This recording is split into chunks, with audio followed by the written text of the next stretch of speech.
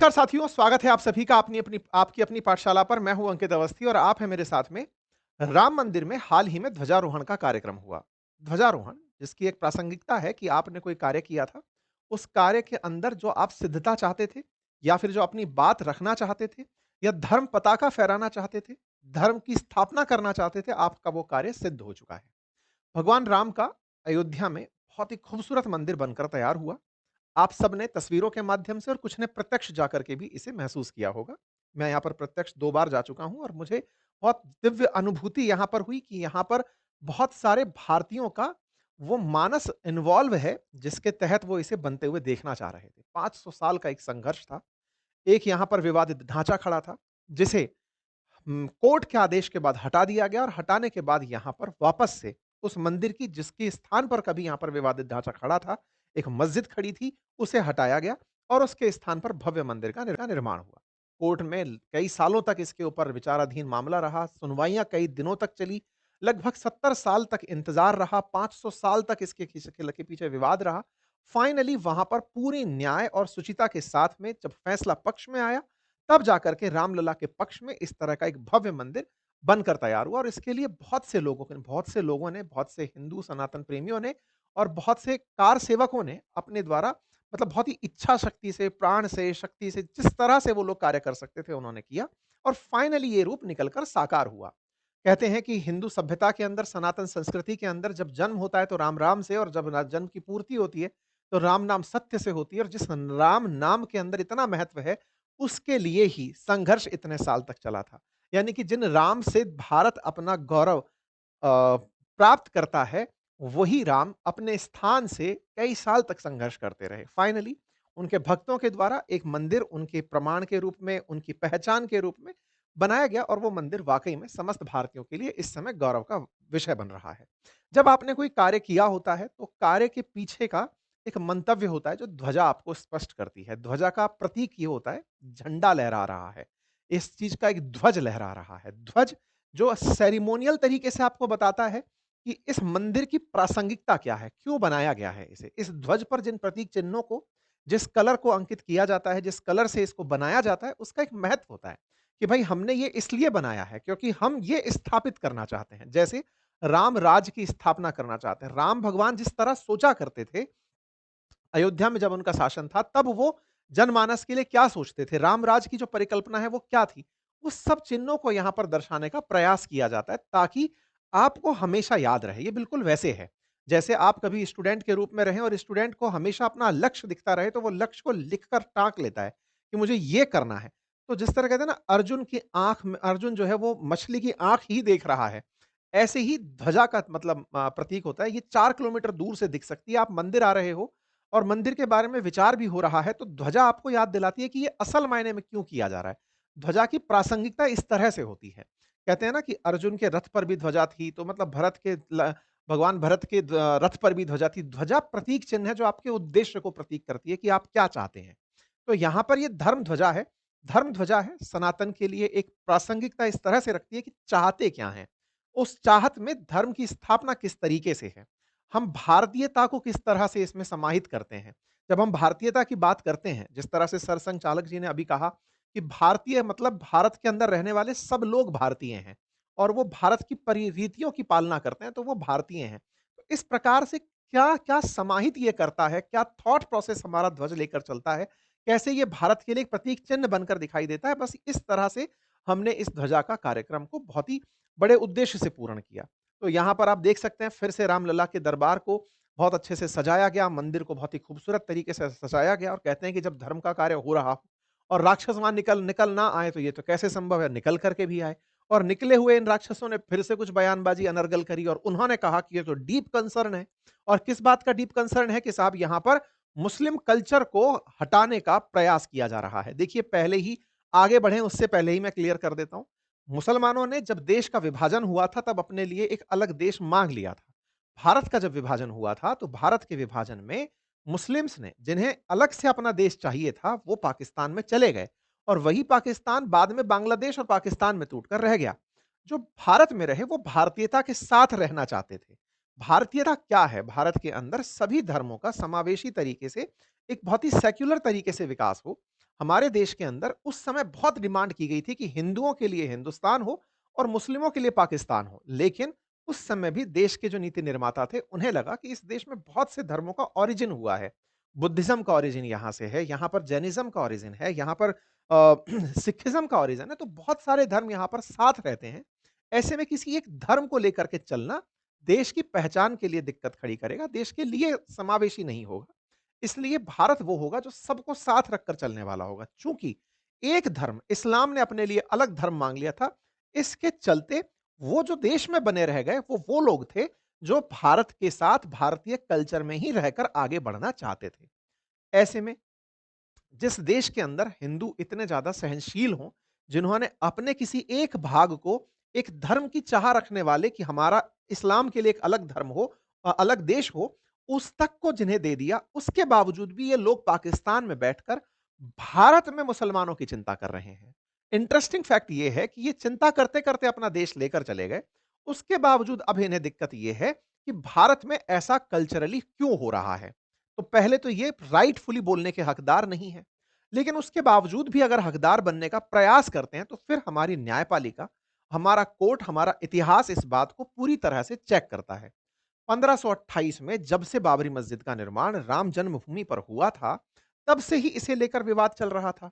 इस्लाम की अगर ऐतिहासिकता को ढूँढते हैं, तो उससे कहीं ज़्यादा पुराना आपको भारत के अंदर सनातन का इतिहास मिलता है।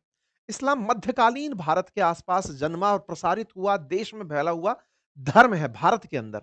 ऐसे में भारत के अंदर जो सनातन लंबे समय से है, जिसका यही नहीं पता है कि ओर छोर कहाँ पर है, उसके साथ में इस तरह के जो निर्माण कार्य हैं, उन्हें भी सहिष्णु तरीके से रखा गया। फाइनली कोर्ट में आर्कियोलॉजिकल सर्वे, तमाम पक्षकार, सभी धर्म मतावलंबी, इस्लाम की तरफ से बात रखने वाले स्कॉलर्स, हिंदुइज्म की तरफ से, सनातन की तरफ से बात रखने वाले स्कॉलर्स और तो और आर्कियोलॉजिकल सर्वे ऑफ इंडिया, इन सब की बातों को जब न्यायपालिका ने पूरा सुना, तब जाकर के 2019 में फैसला आया और उस फैसले के बाद में यहाँ पर मंदिर का निर्माण शुरू हुआ। ये कोई जिद से, यहाँ की उन्मादी भीड़ की वजह से तोड़कर, कोर्ट, न्यायपालिका सबको किनारे रखकर, संविधान को किनारे रखकर किया गया कार्य नहीं था। और समस्त भारतीयों ने फिर से एक बार सहनशीलता का प्रदर्शन किया और इस कार्य को अंजाम दिया। हाँ, इस बीच में एक घटना, जो बाबरी विध्वंस की जो घटना है, उसको लेकर के अक्सर बात होती है कि लोगों ने बाबरी विध्वंस किया था, तोड़ दिया था कार सेवकों ने विश्व हिंदू परिषद के द्वारा। उसको लेकर के बात ये उठती है कि जब न्यायपालिका कुछ नहीं कर पा रही है, लगातार 500 साल से वहां पर मस्जिद बनी हुई है, देश को आजाद हुए 50 साल हो चुके हैं और उसके बाद भी कोई इस विषय पर ध्यान नहीं दे रहा है। तो जब सब्र का बांध टूटा, तो वो एक घटना घटी जिसके ऊपर न्यायपालिका ने जिन्हें दोषी ठहराना था दोषी ठहराया, जिन्हें दंड देना था उन्हें दंड दिया। ये इस प्रक्रिया में हुई देरी के कारण परिलक्षित हुई घटना थी, जिसे देशवासियों ने वैसे ही देखा। खैर, फाइनली जब न्यायपालिका द्वारा वर्डिक्ट सुनाया गया 2019 में, तो यहां पर मंदिर निर्माण शुरू हुआ। आधारशिला देश के तत्कालीन प्रधानमंत्री ने रखी। अच्छा, प्रधानमंत्री के साथ में एक बड़ा इंटरेस्टिंग वाकया ये रहा कि जब देश के अंदर ये चेतना फैलाई जा रही थी कि भैया राम मंदिर नहीं है, राम को हम याद तो कर रहे हैं, घर-घर में रामचरितमानस बज रही है, हर अंतिम यात्रा में राम नाम सत्य हो रहा है, सुबह-शाम सबके लिए राम नाम जपा जा रहा है, राम है कहाँ? राम की हर किसी का अपना एक ओरिजिन बिंदु है हमारे देश के अंदर।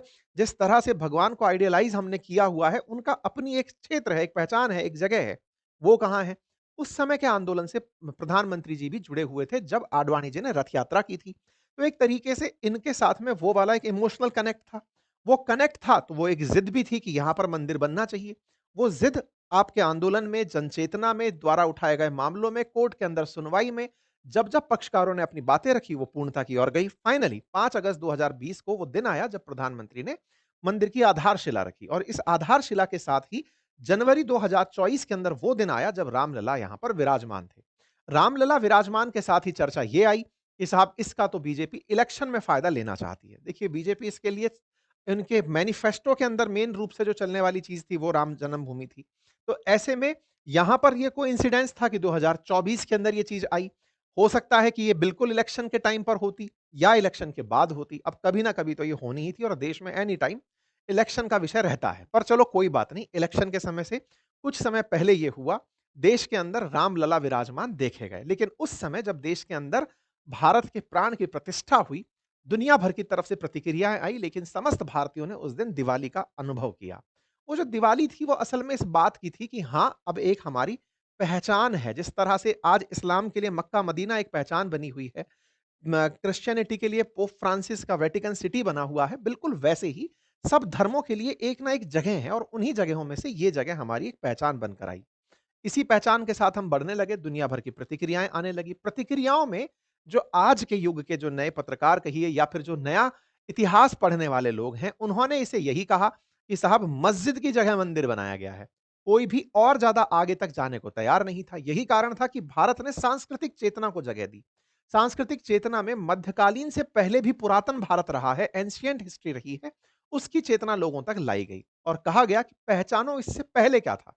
और उस पहले की बात को हमने ज़िद करके नहीं, न्यायपालिका से डिस्कस करके किया है। ख़ैर, यहाँ पर भव्य राम मंदिर का निर्माण शुरू हुआ और मंदिर का जब निर्माण पूरा हुआ, तो ये जानकारी लोगों तक पहुँचाई गई कि साहब अब मंदिर मतलब उस बीच में पहला ऐसा हुआ कि मंदिर के अंदर अभी तक रामलला विराजमान कर दिए, निर्माण पूरा नहीं हुआ, उस पर कई शंकराचार्यों के मतभेद निकल कर आए।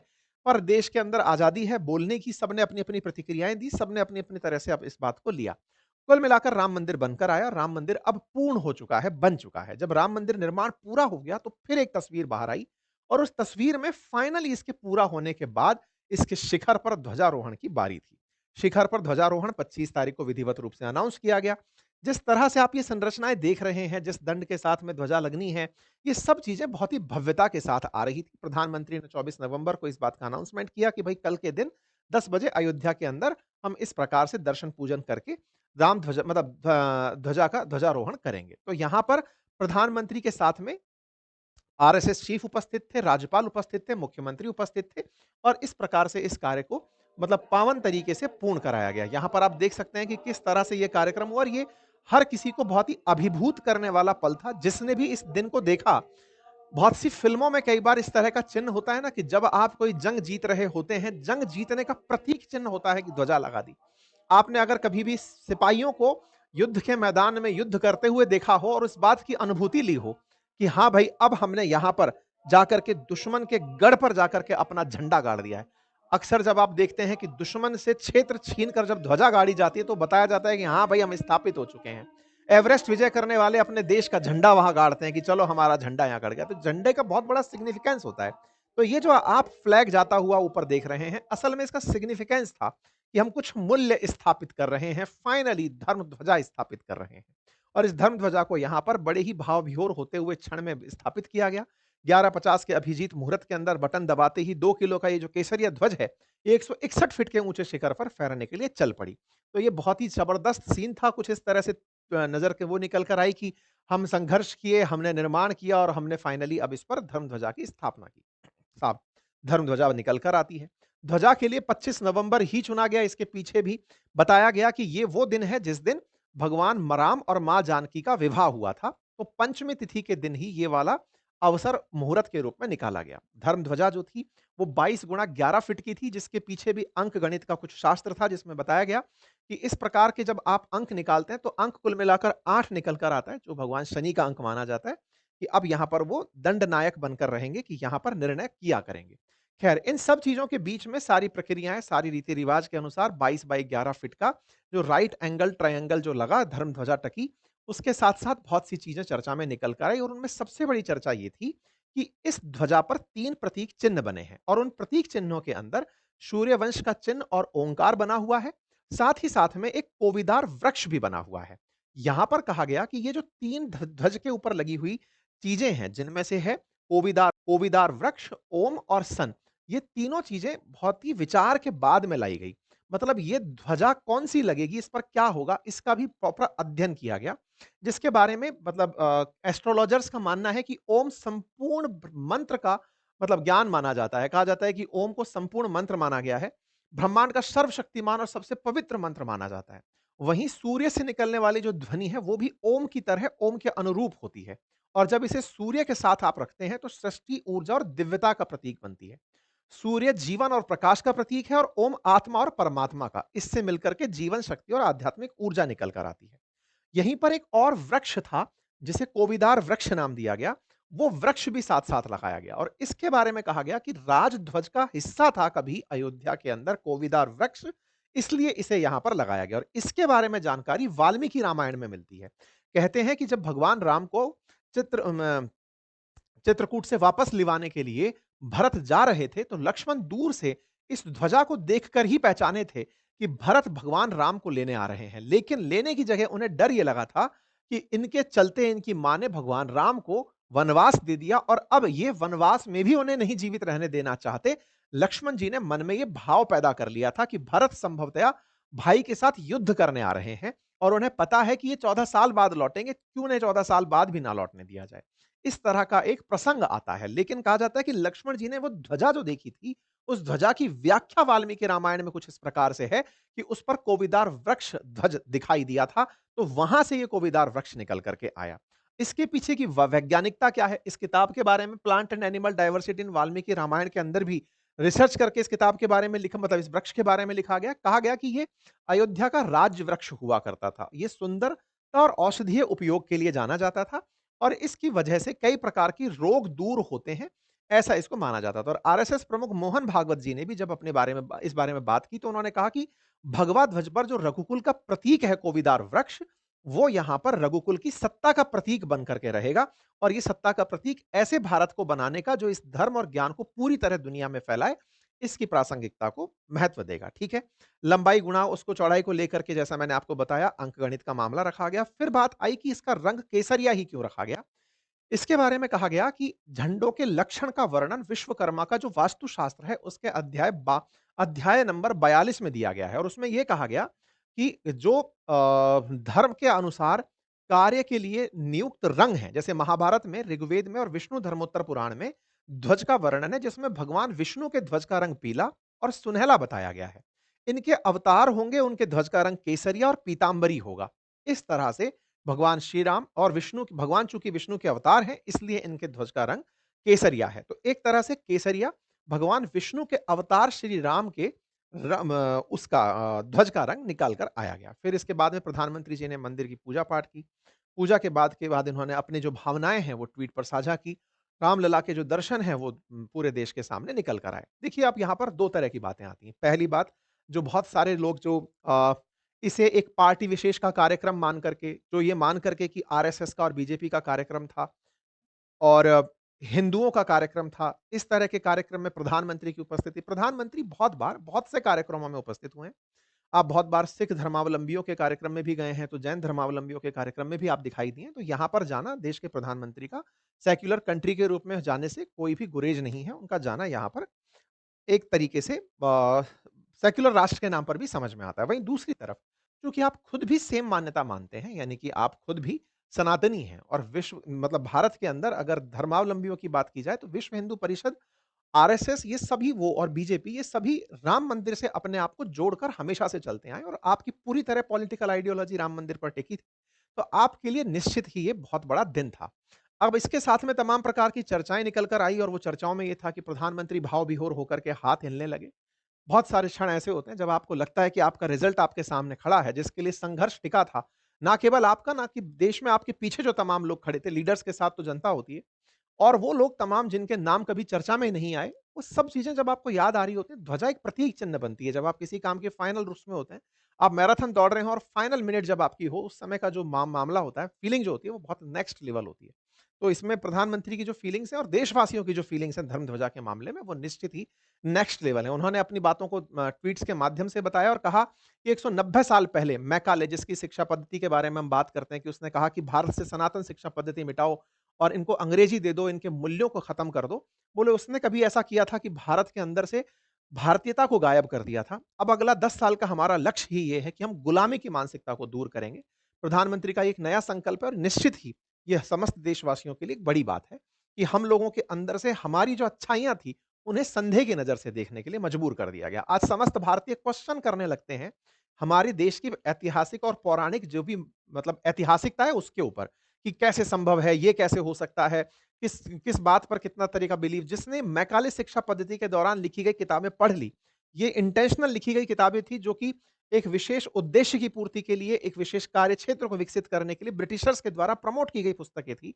जिसने ऐसे लिबरल लोग पैदा कर दिए, जिसने इस तरह के सूडो ज्ञान रखने वाले लोग पैदा कर दिए, जिन ज्ञान लंबियों ने भारत के अंदर भारतीयता पर ही सवाल खड़े कर दिए। भारत के अंदर जो इतने लंबे समय से चली आ रही सनातन परंपराएँ हैं, हमारी जो भी मतलब आयुर्वेद जैसी जो बहुत अच्छी कुशल विज्ञान है, हमारी वास्तुशास्त्र है, उन सब पर उन लोगों ने अपने तरीके से सवाल खड़े कर दिए ताकि हमारी वो रिचनेस बाहर निकल कर ना आए।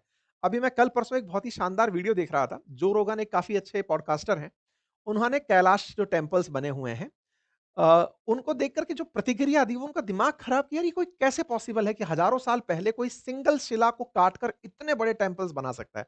भारत के टेम्पल्स को देखकर विदेशियों के मन में आने वाली ये प्रतिक्रियाएँ स्वाभाविक हैं, वो डराती हैं उन्हें कि भारत रिच ऑफ कल्चर देश है, इसमें ऐसे-ऐसे बुद्धिजीवी लोग पैदा हुए हैं। भारत इटसेल्फ में कई देश रहते हैं, कई तरह के देश भारत में रहते हैं। ये बात दुनिया को रास नहीं आती, पचने वाली बात नहीं होती और इसीलिए वो भारत को तोड़ने के लिए कई प्रकार के प्रपंच रखते हैं। खैर कोई बात नहीं, हम समस्त भारतीय जिस दिन भारतीयता को पहचान जाएँगे उस दिन हम बहुत आगे होंगे। मिलाकर के ये सब काम हुआ तो पाकिस्तान को मिर्ची लगनी थी, उनका कुछ है नहीं लेना-देना। बात करी जाए इसी चीज़ को लेकर के कि इससे क्या फ़ायदा हुआ अर्थव्यवस्था की अगर बात की जाए क्योंकि अक्सर ये देखा जाता है कि साहब कुंभ का आयोजन हो गया, राम मंदिर का निर्माण हो गया, इससे फ़ायदा क्या हुआ? तो अर्थव्यवस्था को फ़ायदा होता है साथियों। अर्थव्यवस्था को फ़ायदा ये है कि राम मंदिर बनने के बाद से अयोध्या फ़ेवरेट डेस्टिनेशंस में से एक हो गई है। अयोध्या के कारण जो यूपी की जो जीडीपी है उसमें 10,207 करोड़ रुपए का जो जीडीपी का योगदान है वो अयोध्या इटसेल्फ की 10,000 करोड़ की जीडीपी हो गई है क्योंकि यहाँ पर बड़ी मात्रा में पर्यटक आ रहे हैं, लोगों का आना-जाना हो रहा है, होटल्स हैं, तमाम प्रकार के इंफ्रास्ट्रक्चर परियोजनाएँ चल रही हैं।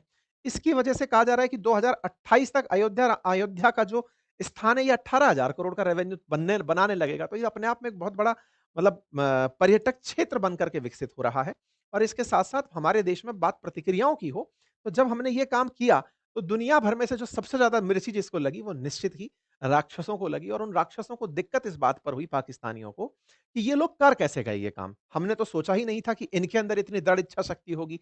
दृढ़ इच्छा शक्ति तो हमारे अंदर ही थी जो हम अपना देश माँग कर ले गए। ये अपने देश में रहते हुए भी अपने लिए कभी माँग नहीं कर पाएँगे, ये इनकी गलतफ़हमी थी। और इस गलतफ़हमी को इन्होंने रोना-पीटना शुरू किया, दुनिया भर के अंदर लिखना शुरू किया और कहा कि इंटरनेशनल लोगों से हम चाहते हैं कि वो अटेंशन दें कि भारत में कैसे इस्लामोफोबिया जन्म ले रहा है और हेरिटेज को किस तरह से दिक्कत हो रही है। इस्लामोफोबिया यानी कि भारत के लोग इस्लाम से कितना डर रहे हैं और लोगों को डरा रहे हैं कि देखिए इस्लाम आएगा तो ये कर देगा। अरे तुम इस्लाम से थे तो ही तो तुम्हारा देश लेकर अलग हो गए। कम से कम अब तुम पर फ़ोकस कर लो और अगर तुम्हें इतनी ही चिंता हो रही है कि हमारे देश में अल्पसंख्यकों के साथ क्या हो रहा है, तो हम तुम्हें तुम्हारा आईना दिखा देते हैं कि तुम्हारे यहाँ पर क्या हो रहा है। हमारे देश के अंदर तो कोई भी प्रतिक्रियावादी घटना जो है वो चूँकि कोर्ट की मान्यता के अनुसार चल रही है, कोर्ट के आदेश पर पूरे विमर्श के बाद चीज़ें निकल कर आई हैं, लेकिन फिर भी पाकिस्तान तो यूएन तक से दखल की माँग कर दिया कि भई इस पर यूनाइटेड नेशन को दखल देना चाहिए। पिछली बार भी जब हमने राम मंदिर की प्राण प्रतिष्ठा की थी, पाकिस्तान पहुँच गया था, यूएन के अंदर जाकर के चर्चा कर दिया था। यूएन में जाकर के पहुँचा और भारत ने फिर इसको इनकार किया कि सर ये क्या फालतू की बातें कर रहा है जो इस बात को इस तरह से उठा रहा है। तमाम प्रकार से पाकिस्तान इस पर लंबे समय से छाती पीट रहा है कि भारत ने ये क्या कर दिया। जब इस तरह की और प्रतिक्रियाएँ आई तो भारत ने इनको साफ नसीहत दी कि अपने गिरेबान में झाँको, अल्पसंख्यकों के मामले में हमें ज्ञान मत दो। हमारे देश में तमाम प्रकार के मतावलंबी बहुत ही खूबसूरती से रहते हैं, अपने हर काम को पूरा करते हैं। हमारे देश में बौद्धिज़्म को मानने वाले, सिखिज़्म को मानने वाले, क्रिश्चियनिटी को मानने वाले, मतावलंबी बड़ी संख्या में हैं, जैनिज़्म को मानने वाले और वो बहुत ही खूबसूरत तरीके से हमारे देश के अंदर समावेशी तरीके से रहते हैं, तो इसलिए अपने गिरेबान में झाँको।